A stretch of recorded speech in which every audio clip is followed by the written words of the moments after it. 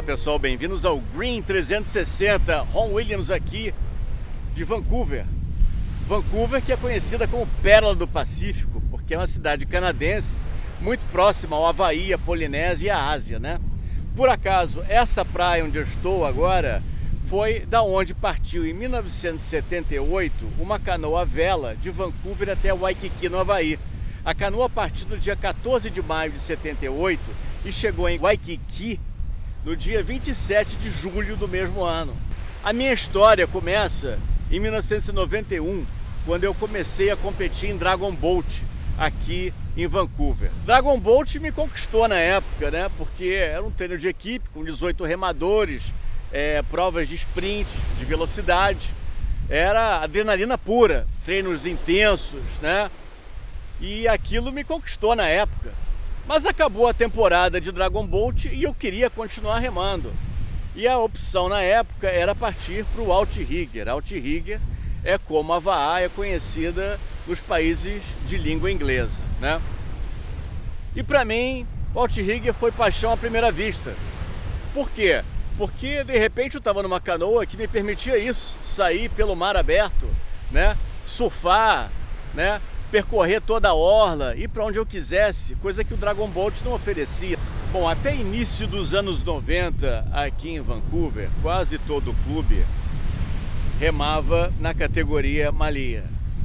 Malia foi a primeira categoria de canoa havaiana padronizada.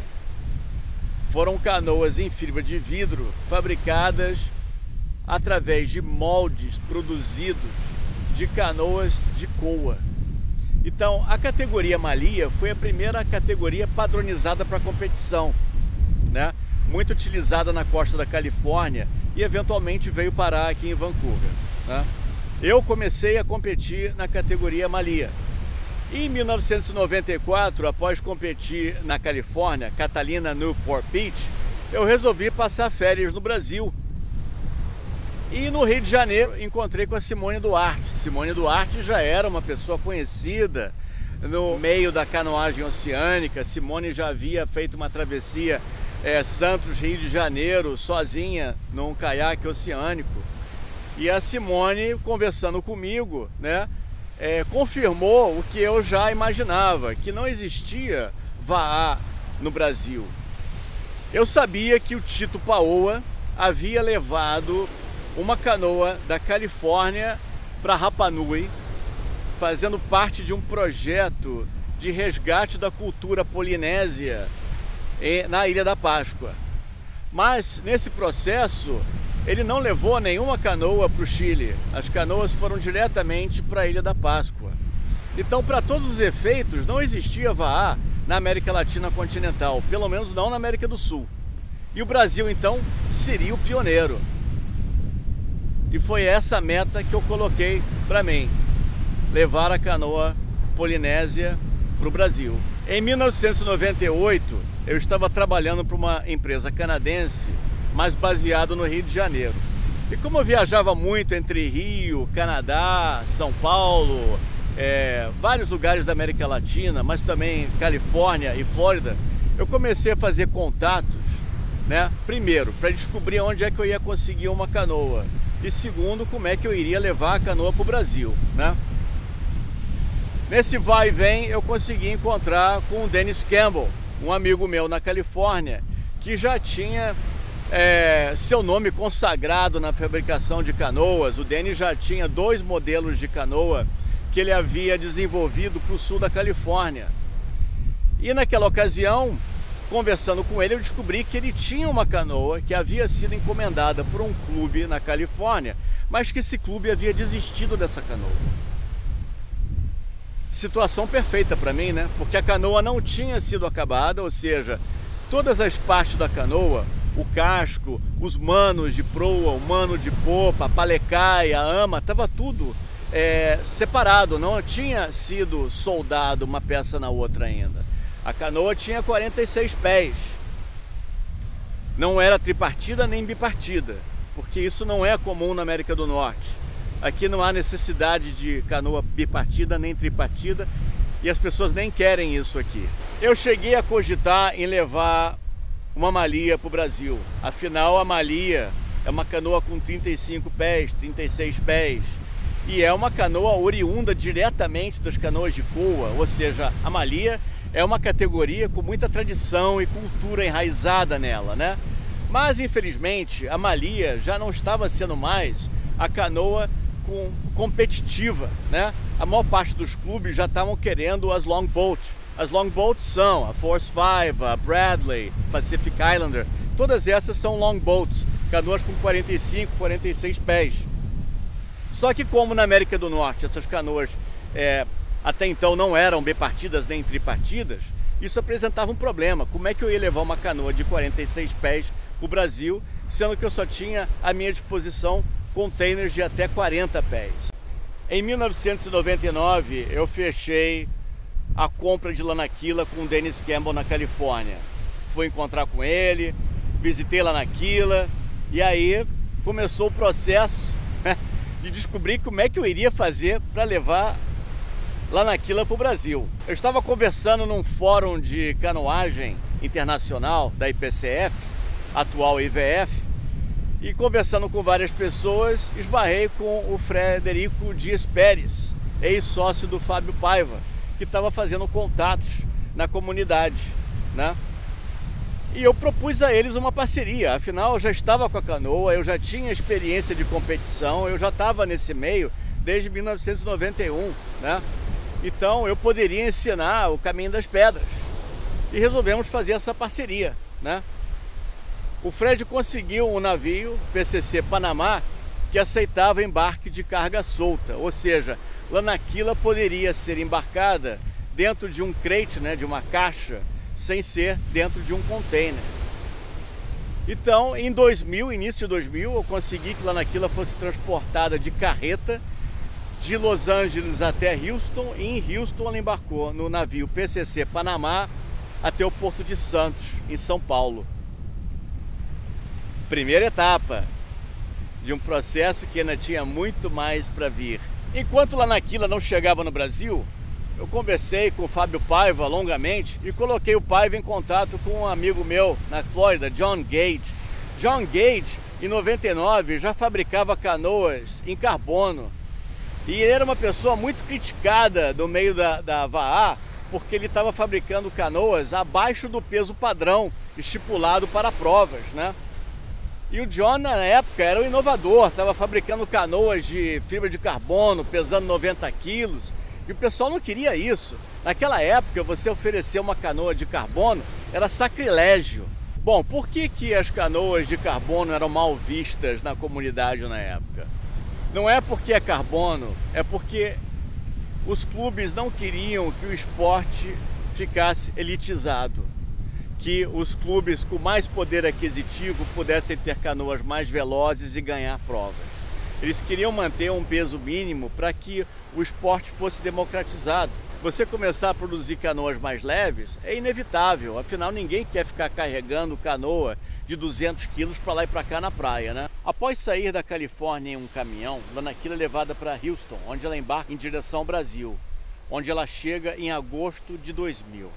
Após ser utilizada para se fazer um molde, Lanaquila é então finalizada e levada para a Feira de Esportes de Aventura em São Paulo, onde pela primeira vez uma canoa polinésia é apresentada ao público brasileiro.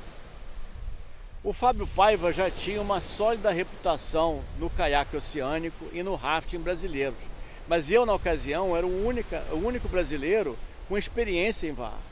Então eu preparei um vasto material para apresentar na feira. Levei vídeo da Molokai, fiz um manual instrutivo sobre a canoa, né? Fiz as amarras diamante e montei o site outrigger.com.br para oficializar o esporte no Brasil. Junto com o Lanaquila, eu levei para o Brasil uma V1, um modelo desenvolvido por Moana Nui na Nova Zelândia e comercializado na Califórnia sob o nome de Sea Predator. Essa V1 tinha uma peculiaridade, é uma V1 com leme e iacos tubulares, né? Eu, como tinha começado a treinar na V1, eu achava essa canoa o modelo ideal, porque bastava tirar o leme para ela ser uma V1 pura. Para remos eu optei por comprar remos de um amigo meu, Brian Kalai, aqui no Canadá. E também acabei comprando os Zylo Blades na Austrália. Então os Kalai e os Zylo Blades acabaram virando padrão para a produção de remos no Brasil. Após a feira em São Paulo, a Lanaquila foi levada para o Rio de Janeiro. E foi na casa de um amigo meu, Sérgio Koenigsfeld, que a Lanaquila ficou morando. E dessa casa nós saímos pela rua numa carreta improvisada, levando a Lanaquila até o canal da Joatinga. E lá ela foi batizada pela primeira vez. É óbvio que ficar levando uma canoa pelas ruas e parando o trânsito não se tornou uma coisa muito prática. E pouco tempo depois eu consegui uma guarderia no condomínio Mandala, na Fisilabor, na Lagoa de Marapendi. E foi nessa guarderia que surgiu o primeiro clube de vaa exclusivamente dedicado à canoagem havaiana no Brasil.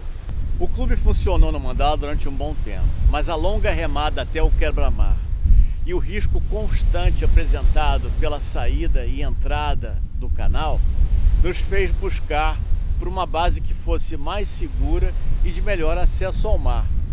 Foi então que a Simone Duarte entrou no circuito, pois ela já tinha uma escolinha de caiaque oceânico na Praia Vermelha. E foi com o apoio dela que nós conseguimos um espaço naquela praia para começar uma base onde pudéssemos sair diariamente, na Praia Vermelha. Naquela época estava sendo organizada em Santos a primeira prova de canoa havaiana do Brasil, contando com 4 cópias de Lanaquila. Eu preparei então o primeiro regulamento de provas, fazendo uma mistura do regulamento havaiano com o australiano e o californiano. Afinal, a realidade brasileira era outra e eu tive que fazer algumas adaptações. Por exemplo, uma equipe mista na Califórnia é composta de 3 homens e 3 mulheres. Já no Brasil, nós consideramos que tendo uma mulher já seria o bastante para compor uma equipe mista. Naquela época, a Lanaquila era a única canoa no Rio de Janeiro e após a prova em Santos, eu negociei a vinda de mais 2, Cane e Kilauea. E foi com 3 canoas que finalmente o esporte deu uma grande alavancada no Rio de Janeiro. Mas nós sentimos que havia necessidade de começar a produzir mais canoas.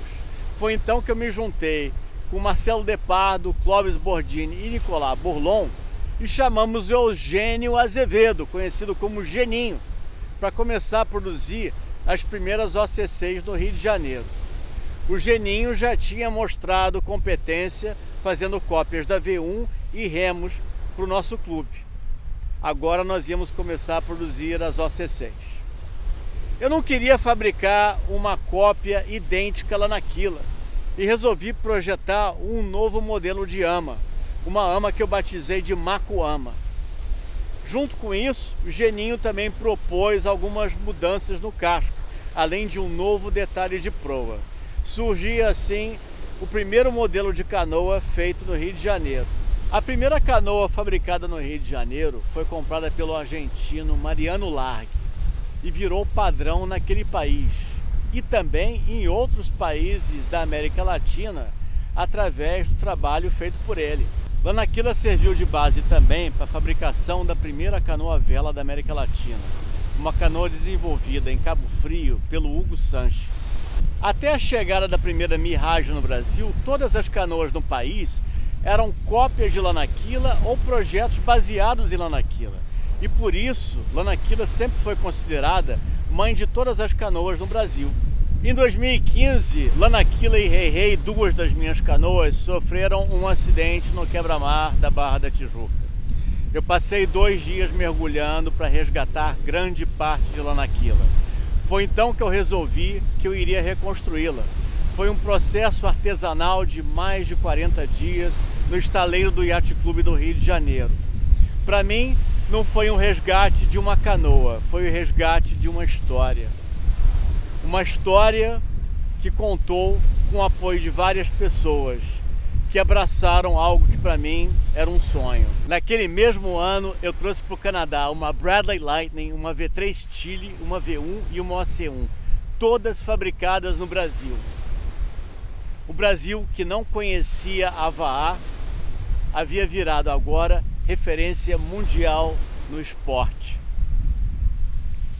Mahalo a todos vocês.